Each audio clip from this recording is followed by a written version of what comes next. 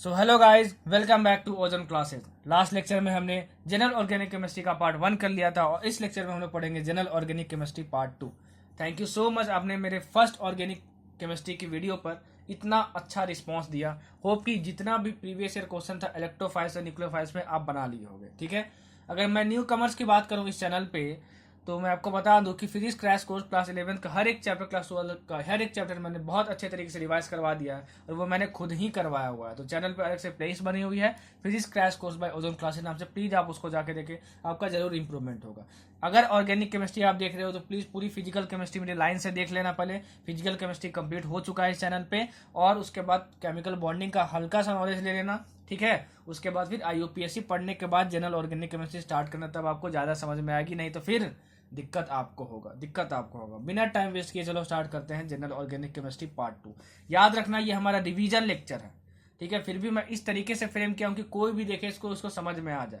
ठीक है, अब ये मत एक्सपेक्ट करना कि एकदम डिटेल्ड यहाँ पे एक्सप्लेनेशन दूंगा, क्योंकि हमारी रेगुलर क्लासेस नहीं है, रिवीजन लेक्चर है। तो इतना तो आप समझते ही होंगे। ठीक है, और हाँ, रिवीजन लेक्चर इस तरीके से आपको अगर पूरे यूट्यूब पे मिल जाएगा तो बोलना लॉ सर, इससे अच्छा रिवीजन लेक्चर अवेलेबल है यूट्यूब पे। रिवीजन लेक्चर के तौर पे इससे अच्छा कुछ भी अवेलेबल नहीं हो सकता। I can bet.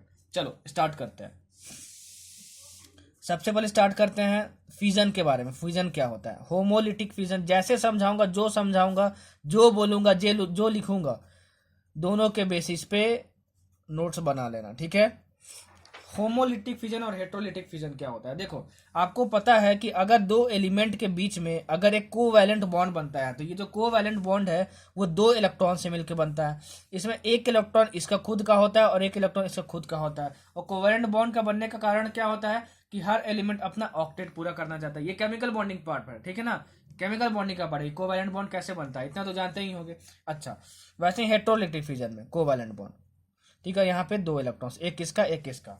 देखो, अगर मान लो इसका जो इलेक्ट्रॉन था इसी के पास आ जाए, ठीक है, ऐसे जब एक इलेक्ट्रॉन का मूवमेंट करने तो हाफ एरो से दिखाते हैं। ठीक है, नोट कर लेना। और ये इस पे आ जाए तो आपका क्या क्या बनेगा? A plus B। यहाँ पे मैंने कोई यहाँ पे निगेटिव चार्ज नहीं लगाया है। बोलोगे सर अगर इसका इलेक्ट्रॉन इसके पास आया तो इसके पास निगेटिव चार्ज होना चाहिए ना। अरे भाई, ये न्यूट्रल था, ये खुद का इलेक्ट्रॉन था इसका। ठीक है ना, खुद का इलेक्ट्रॉन खुद के पास आ गया तो क्या घंटा भाई, प्लस माइनस क्या होगा? ये न्यूट्रल होगा। ठीक है, तो होमोलिटिक फिजन से जो हमारे पास स्पीसीज आते हैं, देखो इसको हम लोग बोलते हैं फ्री रेडिकल्स। और फ्री रेडिकल्स कैसे हैं? देखो, ये न्यूट्रल स्पीसीज है, ये न्यूट्रल स्पीसीज है, ये न्यूट्रल स्पीसीज है कि नहीं है? देखो, ठीक है, तो ध्यान रखना कि फ्री रेडिकल्स कैसे बनते हैं, होमोलिटिक फिजन से बनते हैं। ठीक है, अच्छा, हेट्रोलिटिक फिजन क्या होता है? देखो, अगर ये दोनों इलेक्ट्रॉन किसी एक एटम के पास चला जाए, किसी एक एलिमेंट के पास चल जाए, दो इलेक्ट्रॉन के मूवमेंट को हम लोग फुल एरो से दिखाते हैं। ठीक है, तो क्या होगा? देखो, एक इलेक्ट्रॉन को खुद का था इसका, तो ये न्यूट्रल था, और ये जो एक का इलेक्ट्रॉन है ये भी ये ले लिया, मतलब जो एक्स्ट्रा इलेक्ट्रॉन लिया तो इलेक्ट्रॉन नेगेटिव चार्ज होता है, तो बी के पास क्या आ जाएगा? माइनस चार्ज आ जाएगा, तो बी माइनस हो जाएगा प्लस। और ये पहले न्यूट्रल था, अपने इस इलेक्ट्रॉन के साथ एक इलेक्ट्रॉन इसको दे दिया, ठीक है, तो इसके पास क्या आ जाएगा? पॉजिटिव चार्ज आ जाएगा। जिसका इलेक्ट्रॉन जाता है उसके पास पॉजिटिव चार्ज आ जाता है और जिसके पास जाता है उसके पास निगेटिव चार्ज आ जाता है। ठीक है, तो ये A प्लस बना और ये प्लस B माइनस बना। ठीक है, समझ में आया? तो ये हेट्रोलिटिक फिजन होता है, ये होमोलिटिक फिजन होता है।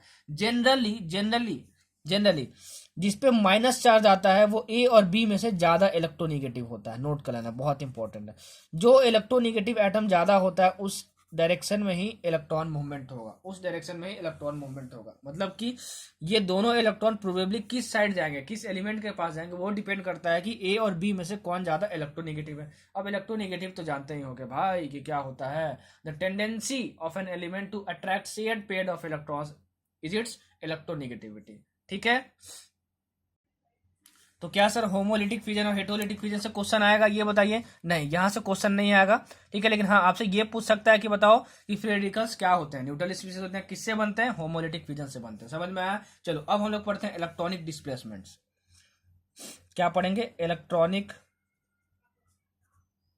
डिस्प्लेसमेंट्स इन अ कोवैलेंट बॉन्ड। बहुत इंपॉर्टेंट है, ध्यान से समझना। जितना इंपॉर्टेंट है नीट पॉइंट ऑफ व्यू से उतना ही बताऊंगा, जहां से क्वेश्चन आता है वही बताऊंगा, कुछ फालतू नहीं। बहुत कम टाइम बचा है और भी सब्जेक्ट आपको पढ़ना है, ये मैं समझता हूँ। ठीक है, ये मैं समझता हूँ। सिर्फ पढ़ाई पे ध्यान दो, इधर उधर बकैती मत मारो और गाना गाते रहो, चांद तारे फूल शबनम। मुझसे अच्छा कौन है, अपने लिए बोलो, ठीक है, अपने लिए बोलो। चांद तारे फूल सब ना, मुझसे अच्छा कौन है, प्रियम दुबे से अच्छा कौन है, अंजलि से अच्छा कौन है, नाम लेते रहो, ठीक है, अपने लिए बोलो और मोटिवेट रखो खुद को। चलो, electronic displacement, radical, neutral spaces, ठीक है, ये समझ में आया कि रेडिकल्स क्या होते हैं, ये न्यूट्रल स्पेसेस होते हैं। अब हम लोग पढ़ेंगे इलेक्ट्रॉनिक डिस्प्लेसमेंट। देखो इसमें सबसे पहला इफेक्ट है वो इंडक्टिव इफेक्ट, बहुत ज़्यादा ईजी है यार, थोड़ी मेरी तबीयत खराब है, सर्दी जुकाम भी हुआ है, ठीक है, अच्छे तरीके से 2 दिन पहले बर्फ़ वगैरह खा लिया था, मतलब कि आइसक्रीम वगैरह खा लिया था, कोर्नेटो वगैरह, और 2 दिन से वीकनेस भी है यार, ठीक है, तो तबीयत मेरी फिर से ख़राब चल रही है, तो आवाज़ कम आ रही हो तो कॉम्प्रोमाइज़ कर लेना, लेकिन फिर भी मैं पूरी एनर्जी के साथ ट्राई कर रहा हूँ कि बनाऊँ लेक्चर, ठीक है। देखो इंडक्टिव इफेक्ट क्या होता है, अगर कभी भी सेचुरेटेड कार्बन चेन हो, सेचुरेटेड कार्बन चेन हो, सेचुरेटेड कार्बन चेन का मतलब सर क्या होता है, देखो सी सिंगल बॉन्ड सी, ये क्या कहलाता है, सेचुरेटेड कार्बन कहलाता है। सेचुरेटेड मतलब होता है कि कार्बन और कार्बन के बीच में सिंगल बॉन्ड होना चाहिए। जितना भी ऑर्गेनिक केमिस्ट्री का लेक्चर देखना, सब कुछ सीक्वेंस वाइज देखना, कुछ भी बीच के मारोगे और हीरो बन के देखोगे हेलो अल्केन्स डायरेक्ट ना, तो उसके बाद ऑर्गेनिक केमिस्ट्री आपको समझ में नहीं आएगी। सब कुछ सीक्वेंस वाइज देखना, जो बोल रहा हूँ जो लिख रहा हूँ दोनों के बेसिस पे नोट्स बना लेना। ये नहीं कि अरे ये इसको नोट करने की क्या जरूरत है, सेचुरेटेड कार्बन तो याद ही रहेगा कि सी सिंगल बॉन्ड सी होता है ना, ऐसा मत करना, ठीक है। देखो सेचुरेटेड कार्बन बॉन्ड चेन क्या होता है, सी सिंगल बॉन्ड सी। अच्छा, अनसेचुरेटेड क्या होता है, अनसेचुरेटेड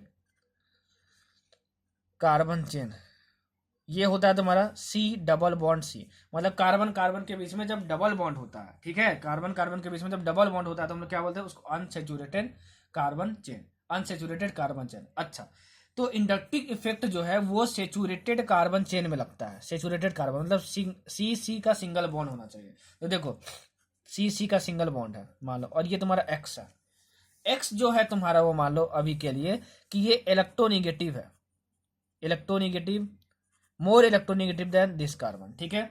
इससे होता क्या है कि इलेक्ट्रोनिगेटिविटी क्या कहलाती है, the tendency of an element to attack shared pair of electron. तो देखो यही तो बॉन्ड है, यही तो शेयरिंग है, शेयरिंग में है इलेक्ट्रॉन्स, तो इसको अट्रैक्ट करने की टेंडेंसी इलेक्ट्रोनिगेटिविटी कहलाती है।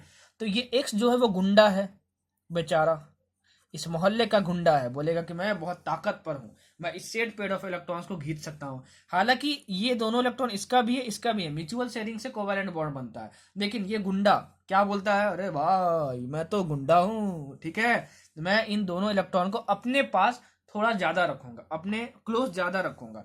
तो ये जो दोनों इलेक्ट्रॉन्स हैं ये पूरी तरह इसके पास नहीं आते हैं, लेकिन ये दोनों थोड़ा सा इधर शिफ्ट हो जाते हैं, उसको ऐसे एरो से दिखाते हैं, ठीक है। तो उसके वजह से क्या होता है, इसके पास डेल पॉजिटिव चार्ज आता है, डेल पॉजिटिव मतलब कि छोटा स्मॉल पॉजिटिव चार्ज आ जाता है, ठीक है, इसी को हम लोग बोलते हैं इंडक्टिव इफेक्ट। और अगर किसी कार्बन के पास पॉजिटिव चार्ज आ गया, ठीक है, और उसके बगल वाला कार्बन न्यूट्रल है, तो कार्बन जिसमें पॉजिटिव चार्ज होता है वो न्यूट्रल वाले कार्बन से ज्यादा इलेक्ट्रोनिगेटिव होता है, ज्यादा इलेक्ट्रोनिगेटिव होता है। तो अब ये इसके सेट पेयर ऑफ इलेक्ट्रॉन्स को भी खींचेगा, फिर इस पे भी आ जाएगा डेल पॉजिटिव चार्ज, खींचेगा तो फिर इस पे खींचेगा, ठीक है। तो मतलब इंडक्टिव इफेक्ट चलते रहता है, और ये इफेक्ट डालता है नेक्स्ट 3 कार्बन तक, नेक्स्ट 3 कार्बन से। इसके बाद बोलोगे कि यहाँ भी तो डेल पॉजिटिव आएगा, हाँ आएगा, लेकिन यहाँ पे इंडक्टिव इफेक्ट देखने को हमको नहीं मिलता है। So inductive effect is only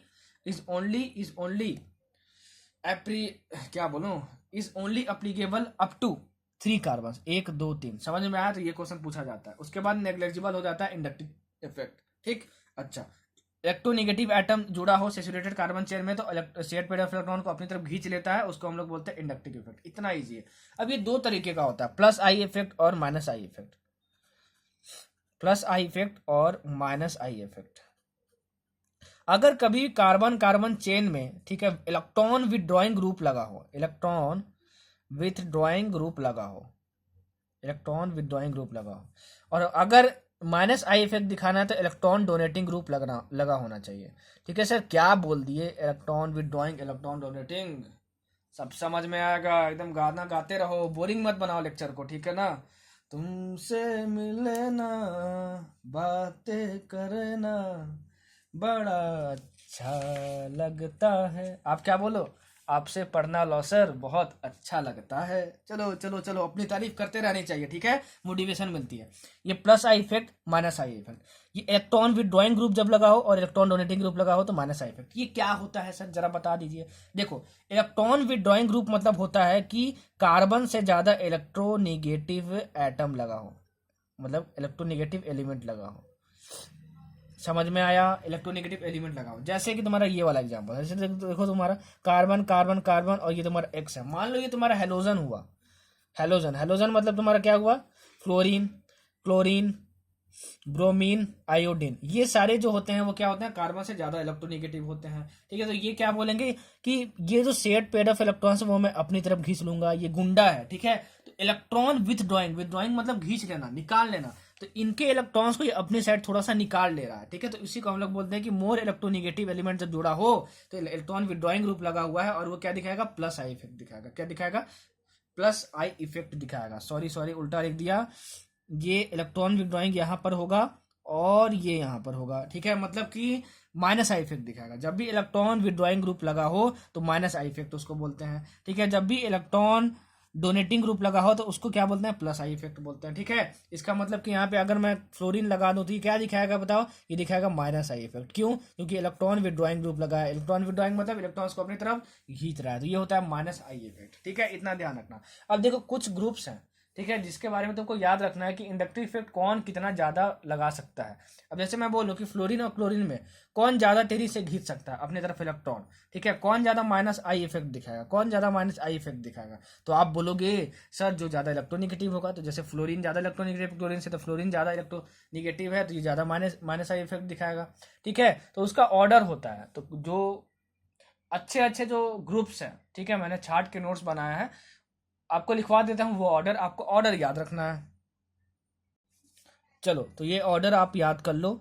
NO2, ठीक है, NO2 group, CN group, revise कर रहे होगे थोड़ा बहुत तो पता ही होगा कि NO2 ग्रुप होता है और CN ग्रुप होता है, ठीक है। COOH, fluorine, chlorine, bromine and iodine. मतलब कि ये तुम्हारे सारे क्या है, माइनस आई इफेक्ट दिखाते हैं, मतलब कि इलेक्ट्रॉन विड्रॉइंग ग्रुप्स हैं, ठीक है। तो जब भी जुड़े रहेंगे तो माइनस आई इफेक्ट दिखाएंगे। अगर मान लो यहाँ पे NO2 जुड़ा रहे और यहाँ पे COOH दिखा रहा है, जुड़ा रहे, तो आपसे बोला जाए कि बताओ माइनस आई इफेक्ट कौन ज्यादा शो करेगा, तो आप बोलोगे जब NO2 लगा हुआ तो, ठीक है। ये इंडक्टिव इफेक्ट का माइनस आई इफेक्ट जो ग्रुप शो करते हैं उनका ऑर्डर है। ये ऑर्डर आपको याद रखना है, ठीक है।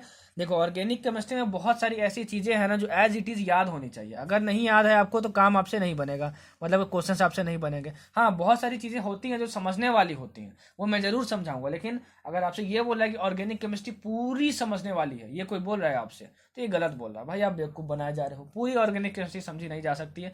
बहुत सारी चीजें ऐसी होती हैं ऑर्गेनिक केमिस्ट्री में जो एज इट इज याद होनी चाहिए, तभी क्वेश्चंस बनेंगे, नहीं तो नहीं बनेंगे। चलो कोई बात नहीं सर, आपने बता दिया, हम तो आपके स्टूडेंट हैं, हम आपको फॉलो करते हैं। आप सभी बहुत अच्छे बच्चे हो, ठीक है, अच्छे बच्चे हो, आपका प्यार तो हमें मिलता ही रहता है। हम लोग बहुत खुश हैं यार, आप लोग बस मेहनत करो, सभी डॉक्टर बन जाओ। चलो, तो ये माइनस आई इफेक्ट है। देखो प्लस आई इफेक्ट क्या होता है, प्लस आई इफेक्ट क्या होता है, जैसे मान लो तुम्हारा कार्बन कार्बन चेन है, यही देख लो, और इसमें मान लो क्या वाई लगा हुआ है ग्रुप, और ये अपनी तरफ खींच नहीं रहा है इस पेयर को, बोल रहा है कि तुम कार्बन तुम अपने पास खुद रखो।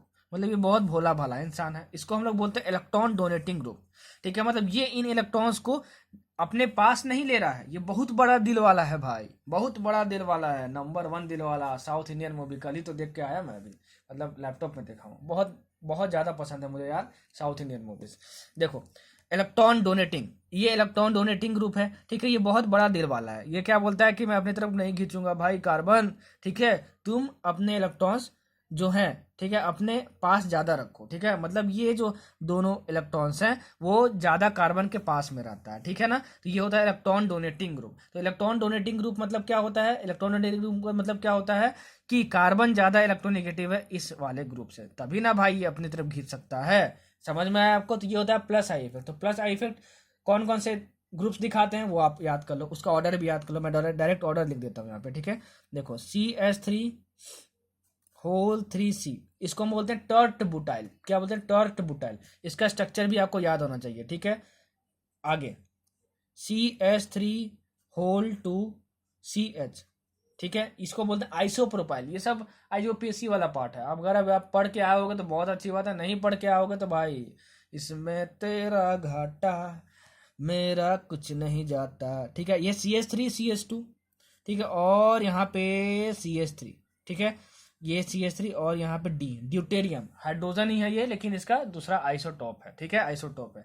तो देखो सबसे ज्यादा तुम्हारा जो दिखाएगा इंडक्टिव प्लस आई इफेक्ट, ये क्या दिखाएगा, ये दिखाएगा। इसमें 3 लगा हुआ है CH3, इसमें 2 लगा हुआ है, इसमें सिर्फ 1 लगा हुआ है, और इसमें कुछ भी नहीं लगा हुआ है। ठीक है, तो जिसमें ज्यादा CH3 लगा है वो प्लस आई इफेक्ट ज्यादा दिखाएगा, मतलब कि इलेक्ट्रॉन डोनेटिंग ग्रुप, मतलब कार्बन चेन में इलेक्ट्रॉन डोनेट करेगा, ध्यान रखना। ठीक है, इंडक्टिव इफेक्ट जो होता है वो एक परमानेंट इफेक्ट होता है। ये नहीं भाई कि ये जा रहा था इधर, इलेक्ट्रॉन इस साइड शिफ्ट हो रहे थे, थोड़ी देर बाद अपने आप बीच में आ गया, ऐसा नहीं होता है। अगर इलेक्ट्रॉन शिफ्ट हो रहे हैं किसी पार्टिकुलर कार्बन पे या फिर किसी पार्टिकुलर मोर इलेक्ट्रोनेगेटिव एटम या ग्रुप पे, तब वो परमानेंट इफेक्ट होता है, परमानेंटली होता है। ठीक है, तो ये क्वेश्चन पूछा जाता है कि inductive effect is a temporary effect और परमानेंट इफेक्ट, तो आप बोलोगे परमानेंट इफेक्ट। ठीक है, समझ में आया। प्लस आई क्या होता है, माइनस आई क्या होता है, और जो जो ग्रुप बता रहा हूँ, ठीक है, उसका ऑर्डर याद रखना, आगे जाके बहुत यूज आने वाला है। देखो ये जनरल ऑर्गेनिक केमिस्ट्री में पढ़ा रहा हूँ आपको। ठीक है, इसका यूज आने वाले चैप्टर्स में बहुत ज्यादा होगा। अगर ऑर्गेनिक से 15 क्वेश्चन आते हैं,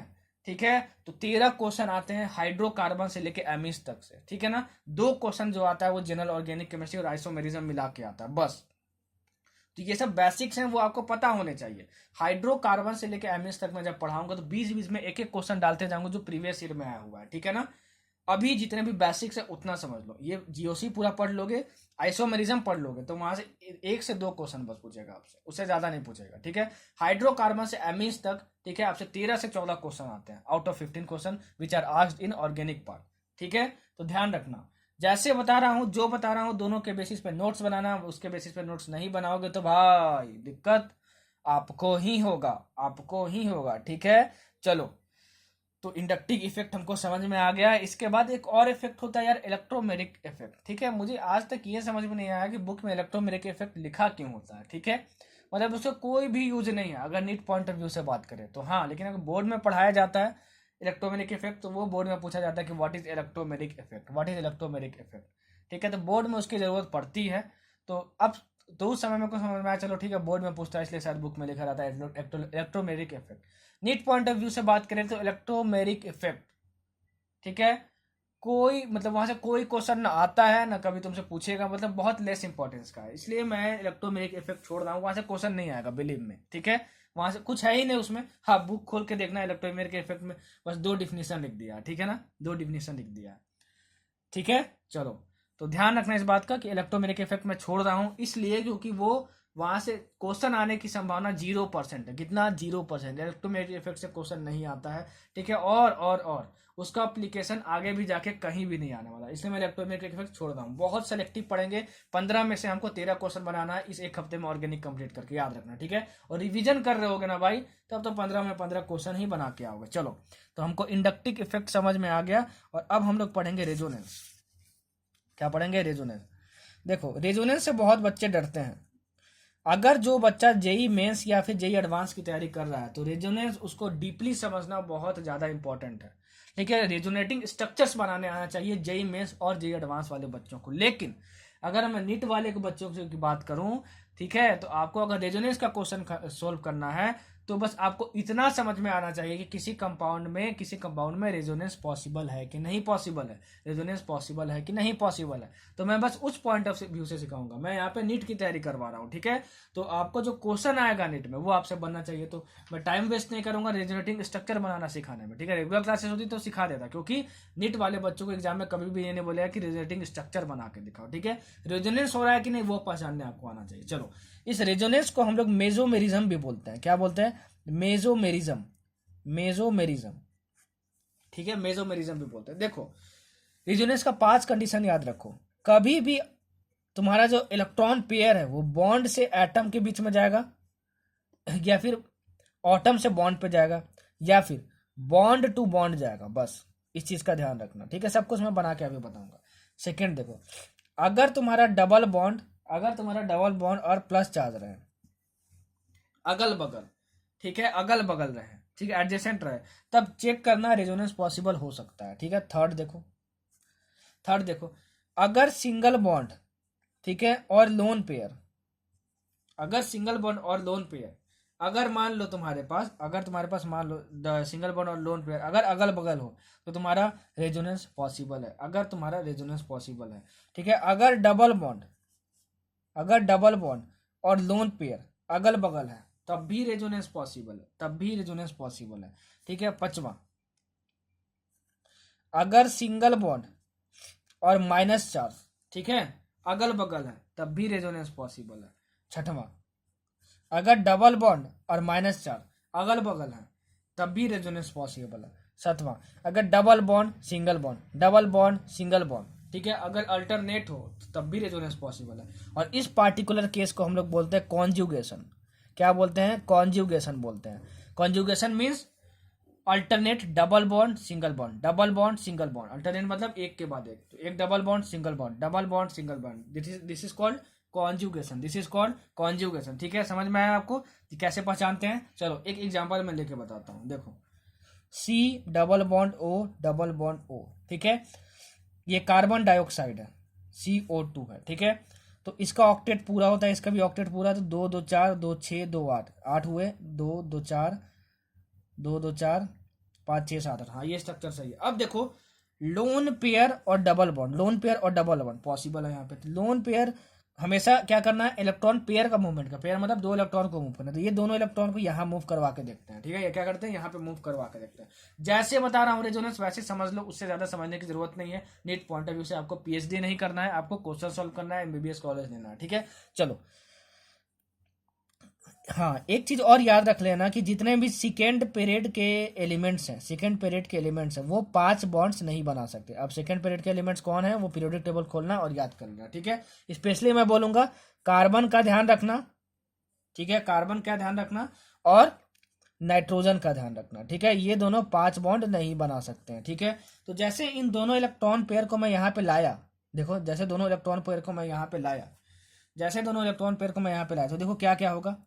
ये C होगा तुम्हारा, और ये ऐसे, और ये दोनों यहाँ पर आ गया, ठीक है। और ये क्या हुआ? O, और ये देखो, ये दोनों इलेक्ट्रॉन किसके थे? ऑक्सीजन के थे। एक इलेक्ट्रॉन दे दिया ये कार्बन को, ठीक है, ये इलेक्ट्रॉन कार्बन को दे दिया, और एक इलेक्ट्रॉन खुद के पास रखा। तो एक इलेक्ट्रॉन अपना इसको दे दिया, ठीक है। तो जो देता है उसके पास पॉजिटिव चार्ज आ जाता है, और ये तुम्हारे पास डबल बॉन्ड बन गया। क्या बन गया? डबल बॉन्ड बन गया। अब आप बोलोगे सर, आप बोलोगे सर कि इसके पास आ गया तो इसके पास नेगेटिव चार्ज भी तो होना चाहिए। देखो अब आगे कमाल देखो, ठीक है ना। जैसे ही ये 3 बॉन्ड बना, 1 2 3, तो एक 2 बॉन्ड यहाँ, तो कार्बन के पास कितना हो गया? 5 बॉन्ड। कार्बन और नाइट्रोजन 5 बॉन्ड नहीं बना सकते। इनफैक्ट सेकंड एलिमेंट के जितने भी एलिमेंट्स हैं वो 5 बॉन्ड नहीं बना सकते। तो आपको क्या करना होगा? इसको इस डायरेक्शन में मूव करना ही होगा, ठीक है, क्योंकि ये 5 बॉन्ड नहीं बना सकता है। तो देखो क्या इधर मूव कर सकते हैं क्या? हाँ मूव कर सकते हैं इधर। तो अगर मैं इसको इधर मूव करूंगा तो इसका एक कार्बन, सॉरी कार्बन का एक, ये क्या नाम है, इलेक्ट्रॉन इस पे चला गया, और ऑक्सीजन का ये वाला तो इसका था ही, ठीक है ना। तो कार्बन के पास एक इलेक्ट्रॉन आया और कार्बन से एक इलेक्ट्रॉन गया, तो नेट रिजल्ट क्या? 0, मतलब कि ये न्यूट्रल का न्यूट्रल रहने वाला है। अब यहाँ पे सिंगल बॉन्ड होगा, लेकिन कार्बन का जो यहाँ से जो इलेक्ट्रॉन आया यहाँ पे आया, और ये इलेक्ट्रॉन गया इस पे, तो यहाँ पे क्या होना चाहिए? माइनस चार्ज होना चाहिए। यहाँ क्या होना चाहिए? माइनस चार्ज होना चाहिए। क्या होना चाहिए? माइनस चार्ज होना चाहिए। समझ में आया? तो ये 2 इलेक्ट्रॉन पेयर था, 1 2, ये 2, और ये दोनों इसके पास फिर से आ गया, ठीक है। तो ये तुम्हारा रेजोनेटिंग स्ट्रक्चर हुआ। तो ऐसे पहचानते हैं कि रेजोनेटिंग स्ट्रक्चर कैसे बनाया जाता है, ठीक है। बाकी मैं डिटेल में इसको नहीं एक्सप्लेन कर रहा हूं, आपको बस ये समझ में आना चाहिए कि रेजोनेटिंग स्ट्रक्चर में बॉन्ड से एटम, बॉन्ड से बॉन्ड मूव किया जाता है। कभी भी डबल बॉन्ड, पॉजिटिव चार्ज, तो ये सब ऐसा जो भी कंडीशन गिवन है तुमको, तो रेजोनेंस पॉसिबल है। रेजोनेंस कहाँ पॉसिबल है, कहाँ नहीं पॉसिबल है, वो आपको देखने बस आना चाहिए। ये 5 और 6 पॉइंट को आप याद रख लेना, ठीक है ना, कि रेजोनेंस कहाँ कहाँ पॉसिबल है, रेजोनेंस कहाँ कहाँ पॉसिबल है, ठीक है। रेजोनेंस होता क्यों है? क्योंकि ये पॉसिबल होता है कि एक कोई भी जो तुम्हारा कंपाउंड या मॉलिक्यूल है उसका एक से ज्यादा हम लोग स्ट्रक्चर बना सकते हैं, और इसका जो स्ट्रक्चर होता है CO2 का, इन दोनों के हाइब्रिड से मिलकर बनता है, मतलब कि इन दोनों के बीच में कहीं मिलकर बनता है। इन दोनों को मिला देंगे, ना इसकी तरह स्ट्रक्चर होता है ना इसकी तरह स्ट्रक्चर होता है, कहीं इसके बीच में स्ट्रक्चर होता है, और इसके 2 रेजोनेटिंग स्ट्रक्चर पॉसिबल है, मतलब 2 स्ट्रक्चर पॉसिबल है। तो 2 स्ट्रक्चर पॉसिबल के फेनोमेनन को हम लोग क्या बोल दिए? रेजोनेंस बोल दिए, या फिर क्या बोल दिए? मेसोमेरिज्म बोल दिए। समझ में आया? तो मैंने बताया यहाँ पे देखो, ये वाला एग्जाम्पल लेके बताया, डबल बॉन्ड, और यहाँ पे क्या था?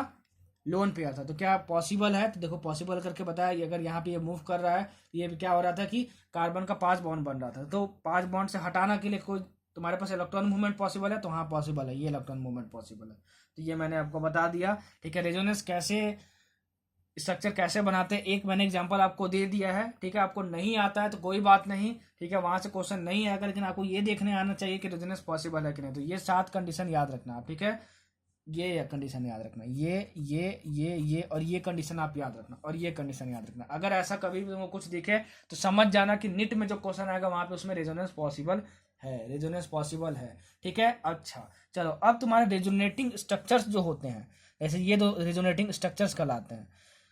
इनका जो रियल स्ट्रक्चर होता है, इन दोनों का हाइब्रिड होता है, दोनों का मिला के बनता है ना, इसकी तरह होता है ना इसकी तरह होता है। तो ज्यादातर वो किसकी तरह दिखेगा, ठीक है, ज्यादातर वो किसकी तरह दिखेगा वो डिपेंड करता है कि इन दोनों रेजोनेटिंग स्ट्रक्चर में कौन ज्यादा स्टेबल है, कौन ज्यादा स्टेबल है, कौन ज्यादा स्टेबल है। तो उसको पहचानने के लिए 3 रूल मैं बता रहा हूँ आपको, वो ध्यान रखना। अभी तक नीट में यहाँ से क्वेश्चन नहीं आया, जेईई मेंस में पूछ चुका है, जेईई एडवांस में पूछ चुका है, तो उस चीज का ध्यान रखना। ठीक है, मैं आपको बताता हूँ। देखो देखो, जैसे क्वेश्चन आएगा वैसे आपको बताऊंगा, ठीक है ना, कि कैसा क्वेश्चन आता है। देखो पहला क्वेश्चन आपको क्या आएगा, पहले रूल से एक्सप्लेन कर दे रहा हूँ। CH2 double bond CH double bond CH2, ठीक है, और इसका रेजोनेटिंग स्ट्रक्चर दिया हुआ, इसी का रेजोनेटिंग स्ट्रक्चर दिया हुआ है CH2 plus CH double bond CH2 minus, ठीक है, और इसी का रेजोनेटिंग स्ट्रक्चर दिया हुआ है CH2 minus CH double bond CH2 plus. आपको बोला जाएगा ये तीनों रेजोनेटिंग स्ट्रक्चर्स हैं, बताओ इन तीनों में से कौन ज्यादा कंट्रीब्यूट करेगा इसके रियल स्ट्रक्चर पे। या फिर आपसे ये बोला जाएगा कि बताओ इन तीनों में से स्टेबिलिटी सबसे ज्यादा किसकी होगी, किस रेजोनेटिंग स्ट्रक्चर की होगी। तो रेजोनेटिंग स्ट्रक्चर जब गिवन होते हैं तो उसकी स्टेबिलिटी कैसे चेक करते हैं, क्वेश्चन में मेंशन होगा कि ये रेजोनेटिंग स्ट्रक्चर्स हैं, ठीक है ना, और बताना किसकी स्टेबिलिटी ज्यादा है, मतलब कौन ज्यादा कंट्रीब्यूट करेगा इसके रियल स्ट्रक्चर के थ्रू। देखो, जिसका greater number of covalent bonds होगा, जिसमें greater number of covalent bonds होगा वो सबसे ज्यादा स्टेबल होगा, ठीक है ना। तो देखो ये फर्स्ट रूल है, इसमें कितना है, हाइड्रोजन के साथ 2 बनाया है, 1 2 कोवैलेंट बॉन्ड, 2 3 4, एक हाइड्रोजन के साथ 5, ये 6, इसके साथ 7 8 9 10 11, इसमें 11 कोवैलेंट बॉन्ड बन रहा है। ठीक है, इसमें देखो हाइड्रोजन का 1 2 3, हाइड्रोजन का 4 5 6 7 8 9 10, इसमें 10 बन रहे हैं। इसमें गिनो 2 3 4 5 6 7 8 9 10, इसमें भी 10 बन रहे हैं। तो ज्यादा सबसे कौन स्टेबल होगा, कौन स्टेबल होगा भाई, कौन स्टेबल होगा भाई, बताओ, ये वाला। क्यों? क्योंकि इसमें सबसे ज्यादा नंबर ऑफ कोवैलेंट बॉन्ड्स हैं, ठीक है, नंबर ऑफ कोवैलेंट बॉन्ड्स है। तो ये रेजोनेटिंग स्ट्रक्चर सबसे ज्यादा क्या है, सबसे ज्यादा क्या स्टेबल है, ठीक है। या फिर आपको इस तरीके से भी आपको समझ में आना चाहिए कि कोई भी न्यूट्रल कंपाउंड हो, न्यूट्रल एटम हो, न्यूट्रल एलिमेंट हो, ठीक है, वो सबसे ज्यादा स्टेबल होता है। इस चीज को याद रखना, नोट कर लेना, जो बोलता हूं जो लिखता हूं दोनों के बेसिस पे नोट्स बनाना। देखोगे तीनों में आप अगर, तो यही एक ऐसा लौता रेजोनेटिंग स्ट्रक्चर इस पे कोई भी चार्ज नहीं है, इस पे भले नेट चार्ज 0 है, प्लस माइनस 0, लेकिन चार्जेस हैं, चार्जेस हैं। तो जिस पे चार्जेस आ जाते हैं वो न्यूट्रल कंपाउंड से कम स्टेबल हो जाता है, ध्यान में रखना, ध्यान में रखना, ध्यान में रखना, ठीक है। न्यूट्रल कंपाउंड से क्या हो जाते हैं, कम स्टेबल हो जाते हैं, ठीक है। तो ये सबसे ज्यादा स्टेबल है। या फिर ऐसे भी देख सकते हो कि greater number of compounds covalent bonds जिसमें होंगे, कोवैलेंट बॉन्ड्स होंगे, greater number of covalent bonds जिसमें होंगे वो क्या होगा, सबसे ज्यादा स्टेबल होगा, ठीक है। समझ में आया आपको? चलो दूसरा रूल देखो, अपोजिट चार्जेस जो होंगे, अपोजिट चार्जेस मतलब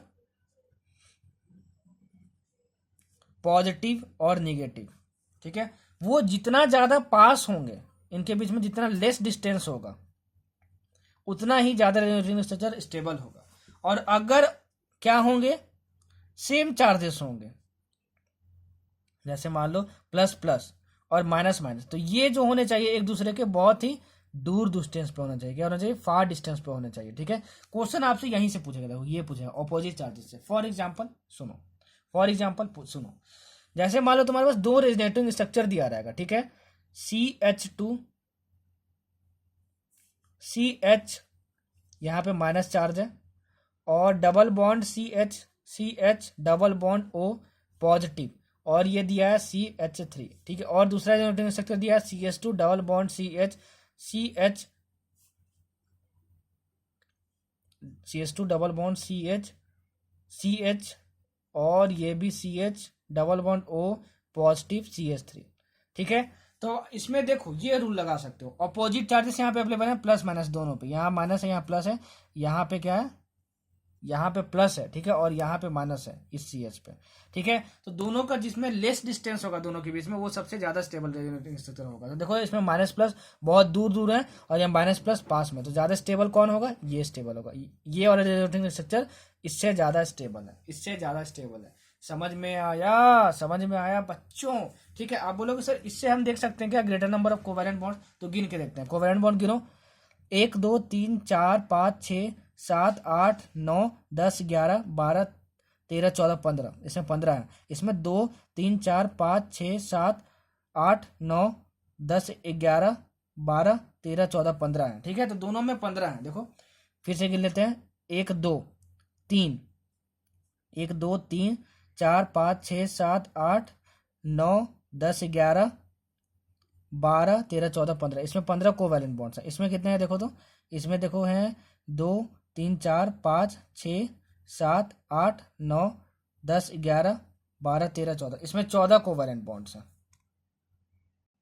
तो देखो अगर कोवैलेंट बॉन्ड वाले क्राइटेरिया से देखते हैं तो ये ज्यादा स्टेबल होना चाहिए था, देखो ये ज्यादा स्टेबल होना चाहिए था, लेकिन होता है ये वाला ज्यादा स्टेबल। ठीक है, क्यों, क्योंकि देखो इसमें 14 कोवैलेंट बॉन्ड है और इसमें 15 कोवैलेंट बॉन्ड्स है, डिफरेंस कितने का है, बस 1 का डिफरेंस है। ठीक है ना, लेकिन देखो इसमें तो सिर्फ एक का डिफरेंस आ रहा है। ठीक है, लेकिन अगर तुम ये वाला फैक्टर देखोगे तो अपोजिट चार्जेस लेस डिस्टेंस में कहाँ पे है, देखो ये।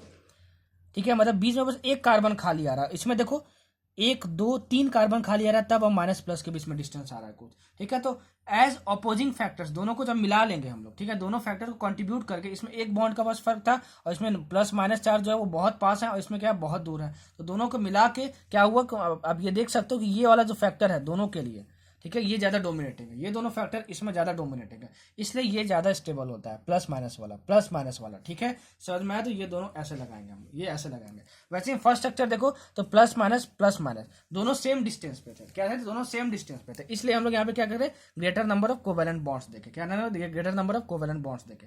ठीक है, समझ में आया आपको, कैसे देखे। अब थर्ड एग्जाम्पल देखो, थर्ड एग्जाम्पल, ठीक है, जो कि थर्ड रूल पे बेस्ड होगा, अगर कोई भी इलेक्ट्रोनेगेटिव एटम है तो वो माइनस चार्ज ज्यादा अच्छे तरीके से होल्ड कर सकता है, और कोई अगर इलेक्ट्रो पॉजिटिव है, मतलब कम इलेक्ट्रोनेगेटिव एटम है, तो वो पॉजिटिव चार्ज ज्यादा अच्छे तरीके से होल्ड कर सकता है। ठीक है, अगर ऐसा किसी स्ट्रक्चर में हो रहा है तो वो ज्यादा स्टेबल होगा। फॉर एग्जाम्पल देखो, R double bond C double bond O, ठीक है ना, ये हमको समझ में आया। अच्छा ये देखो R डबल बॉन्ड, ये ऐसे करके C, ये डबल बॉन्ड बोल रहा हूँ, इसमें डबल बॉन्ड बना देना, ये पॉजिटिव चार्ज और ये O माइनस।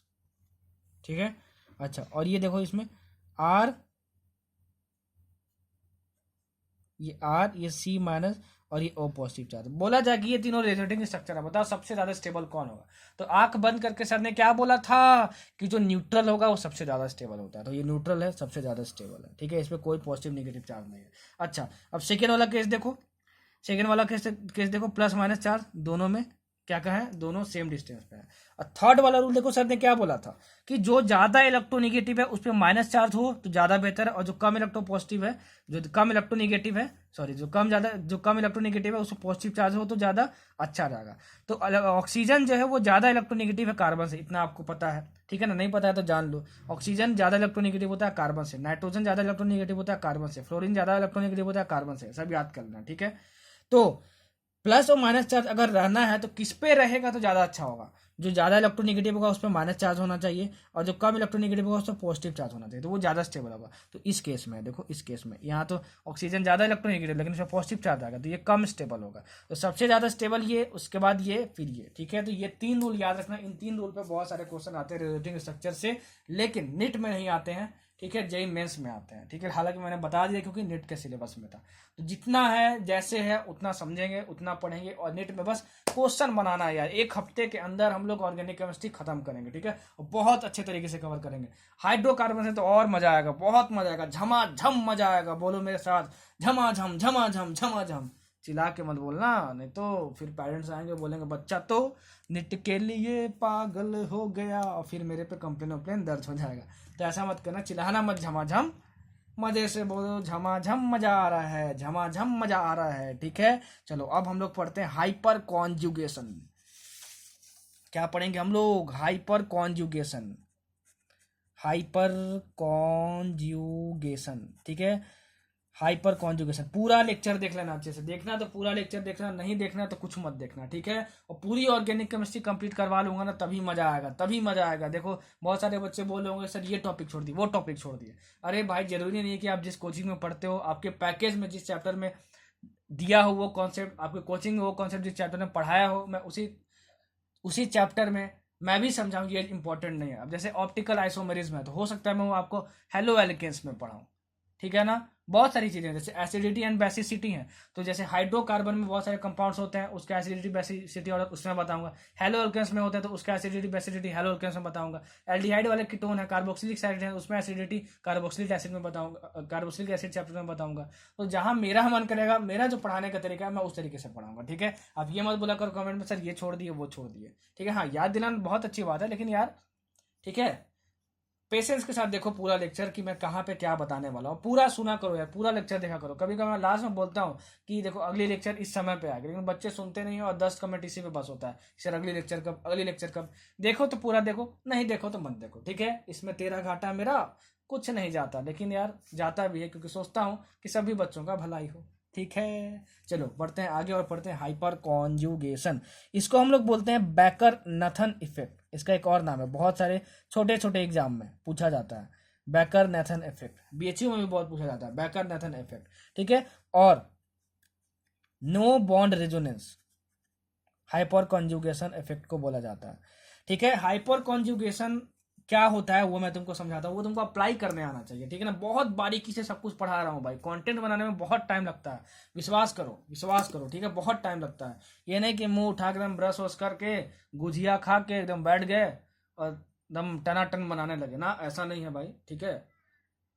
मस्त एकदम कंटेंट बनाता हूँ, उसके बाद बैठता हूँ और एकदम अच्छे से बताता हूँ ताकि आपको कम टाइम में ज़्यादा आउटपुट मिले, ठीक है। लंबी लंबी वीडियो भी मैं चाहता तो बना सकता था, 3-3 4-4 घंटे की, बच्चे बोलते भी हैं, लेकिन भाई मैं अगर ऐसा करने लगा तो जो सिलेबस है वो कंप्लीट होगा 10 तारीख तक, 13 तारीख को एग्जाम है, बाकी सब्जेक्ट भी पढ़ने, बायोलॉजी भी रिवाइज करना है, इसके चक्कर में पूरा घपा घप हो जाएगा, मतलब पूरा डूब जाएगा फिर, ठीक है। मतलब केमिस्ट्री तो डूब ही जाएगा, उसके बाद फिजिक्स भी डूब जाएगा, बायोलॉजी भी डूब जाएगा, तो और भी सब्जेक्ट्स आपको पढ़ने हैं वो मैं समझता हूँ, ठीक है। उस हिसाब से मैं एकदम बारीकी से सब कुछ पढ़ाऊँ ताकि आपसे 15 में से 12-13 क्वेश्चन, 13-14 क्वेश्चन जो भी हैं ऑर्गेनिक के बन जाए। चलो हाइपर कॉन्जुगेशन में आपसे पूछता है कि बताओ कौन कौन से ऑर्बिटल्स का ओवरलैप होता है, तो सिग्मा एंड पी ओवरलैप होता है, ठीक है, ऑफ ऑर्बिटल्स।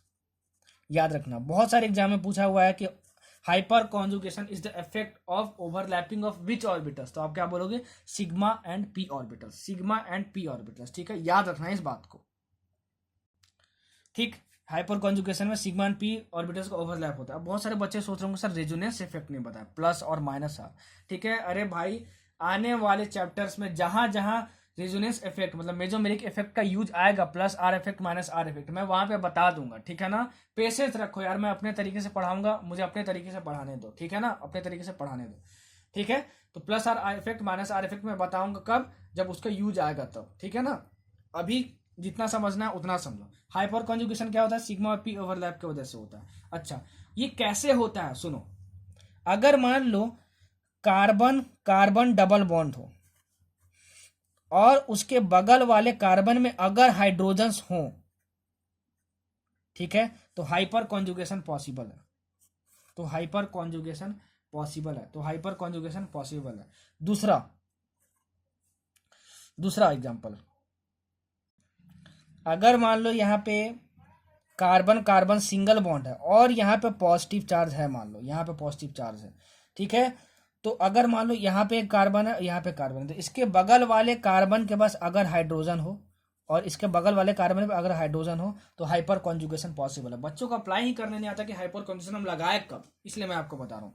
थर्ड एग्जाम्पल, ठीक है, अगर कार्बन यहाँ पे फ्री रेडिकल हो, फ्री रेडिकल क्या होता है मैंने बता दिया, इसके बगल में कार्बन हो, इसके बगल में कार्बन हो सकता है इस साइड भी कार्बन हो, ठीक है ना, हो सकता है इस साइड भी कार्बन, देखो ठीक है, इस साइड कार्बन हो यहाँ पे, ठीक है, और इन तीनों के पास अगर हाइड्रोजन हो, कार्बन के साथ हाइड्रोजन अटैच होना चाहिए, तब यहाँ पे हाइपर कॉन्जुगेशन पॉसिबल है, ठीक है। फॉर एग्जाम्पल देखो, तुम्हारे पास एक स्ट्रक्चर है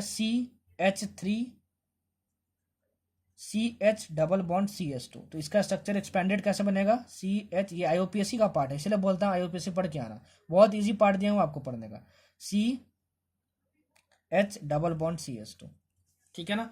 तो देखो यहाँ पे कार्बन कार्बन डबल बॉन्ड है, बोलोगे सर ये तो हाइड्रोजन के साथ बॉन्ड बना रहा है, भाई ये हाइड्रोजन ऐसे है, देखो ये ऐसे है हाइड्रोजन, ठीक है ना, ये कार्बन कार्बन डबल बॉन्ड बना रहा है, कार्बन कार्बन डबल बॉन्ड के बगल में कार्बन लगा हुआ है, क्या लगा हुआ है, कार्बन लगा हुआ है, और इस कार्बन से कोई हाइड्रोजन अटैच्ड है क्या, हाँ 3 हाइड्रोजन अटैच्ड है, ठीक है, तब हाइपर कॉन्जुगेशन पॉसिबल है, ये हम पहचान लिए, ठीक है।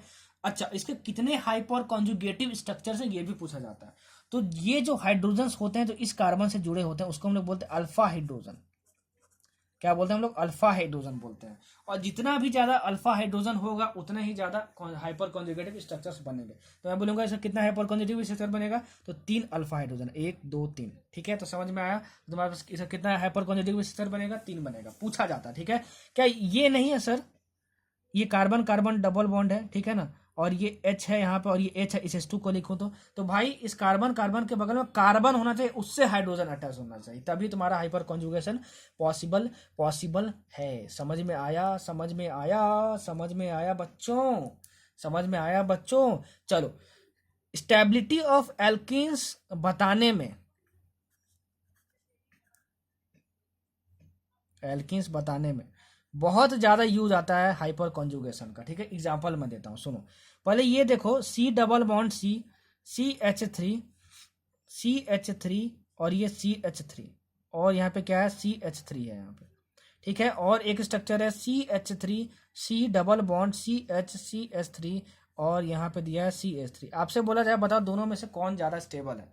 देखो, स्टेबिलिटी देखने के लिए हमेशा आप 3 इफेक्ट चेक करना, inductive effect, hyper conjugation effect, resonance effect, लिख लेना भाई, अप्रोच करने का तरीका बता रहा हूँ, कोई नहीं बताएगा आपको, ठीक है ना, रिवीजन लेक्चर में 3 इफेक्ट देखना।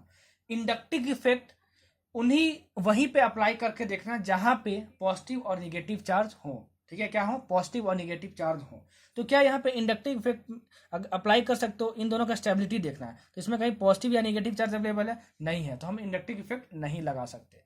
रेजोनेंस वहीं पे देखना जहां पे तुमको 5-6 पॉइंट लिखवाया था ना, कि देखो यहाँ रेजोनेंस हो सकता है, alternate double bond single bond है यहाँ पे, नहीं है, ठीक है, डबल बॉन्ड और बगल में पॉजिटिव चार्ज है, नहीं है, डबल बॉन्ड बगल में सिंगल बॉन्ड बगल में निगेटिव चार्ज है, कहीं नहीं है, बताया था ना रेजोनेंस का 5 कंडीशन, तो यहाँ पे रेजोनेंस भी नहीं लगा सकते हैं। तो बाकी जो तीसरा इफेक्ट है वो 100% लगा ही सकते होंगे, ठीक है ना। तो मैंने बता दिया रेजोनेंस इफेक्ट कैसे देखते हैं, इंडक्टिव इफेक्ट कैसे देखते हैं। इंडक्टिव इफेक्ट वहीं लगा कर देखेंगे जहाँ पे निगेटिव या पॉजिटिव चार्ज हो और स्टेबिलिटी देखनी हो, यहाँ पे नहीं है, नहीं देखेंगे। रेजोनेंस पे देखेंगे पॉसिबल है कि नहीं, वो कैसे देखेंगे, पॉसिबिलिटी रेजोनेंस की वो 5-6 कंडीशन जो आपको लिखवाया था कि रेजोनेंस पॉसिबल है कि नहीं, वो कैसे देखते हैं, ठीक है। अच्छा, हाइपर कॉन्जुगेशन देखो, हाइपर कॉन्जुगेशन देखते हैं यहाँ पे अप्लाई होता है कि नहीं। अरे सर ने बताया था C डबल बॉन्ड C, तो C डबल बॉन्ड C है यहाँ पे, देखो।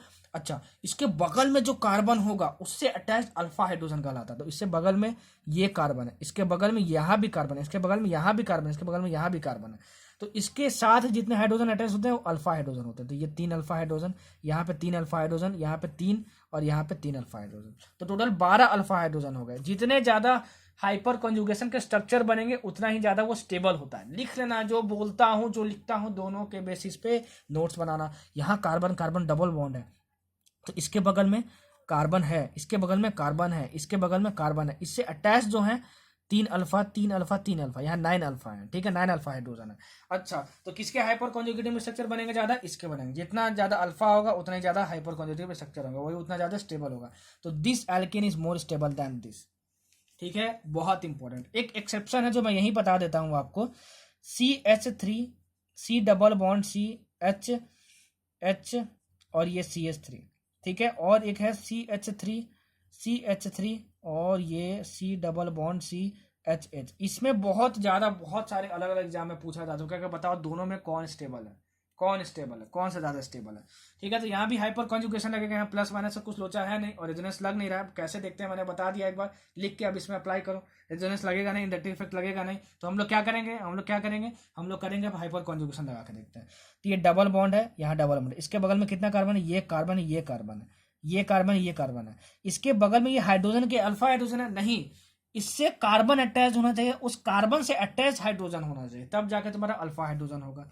ठीक है ना, तो ये अल्फा हाइड्रोजन में काउंट नहीं होगा। इसमें कितना अल्फा हाइड्रोजन है, 3, यहाँ पे 3, यहाँ पे 3 और यहाँ पे 3। देखो दोनों में 6 अल्फा हाइड्रोजन है, तो दोनों तो सेम हाइपर कॉन्जुगेशन है, तो दोनों में से कौन ज्यादा स्टेबल होगा। तो देखो इसमें क्या होता है, CH3 और CH3 बहुत ही ज्यादा बल्की मॉलिक्यूल है, तो इसके इलेक्ट्रॉन क्लाउड जो होते हैं ना, इसके पास होने की वजह से एक दूसरे को बहुत रिपेल करते हैं। क्या करते हैं, रिपेल करते हैं। ठीक है, तो ये रिपेल करते हैं तो एक दूसरे से भागने की कोशिश करते हैं, तो उसका डर होता है कि मॉलिक्यूल जल्दी टूट सकता है। ठीक है, तो ये इनस्टेबल ज्यादा होता है और स्टेबल ज्यादा होता है। ठीक है, तो इन दोनों में से कौन ज्यादा स्टेबल है, ये ज्यादा स्टेबल है, ये ज्यादा स्टेबल है। इसको हम लोग क्या बोलते हैं, ट्रांसब्यूट-टू-इन, और ये तुम्हारा क्या है, सिस-बुट-टू-इन। क्या है, सिस-बुट-टू-इन। याद रखना, ट्रांसब्यूट-टू-इन इज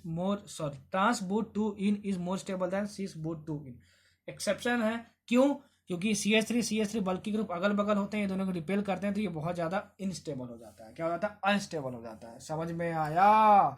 चलो अब हम लोग पढ़ते हैं कार्बोकटायन और कार्बन आयन। बहुत ज्यादा क्वेश्चन आता है कार्बोकटायन से और कार्बन आयन से, और बहुत सिंपल क्वेश्चन आता है अगर हम नेट की बात करें तो। ठीक है ना, बहुत ज्यादा सिंपल आता है। जितना इंपॉर्टेंट है उतना ही पढ़ेंगे, कुछ भी नहीं पढ़ेंगे, बाकायती नहीं मारेंगे, क्योंकि हम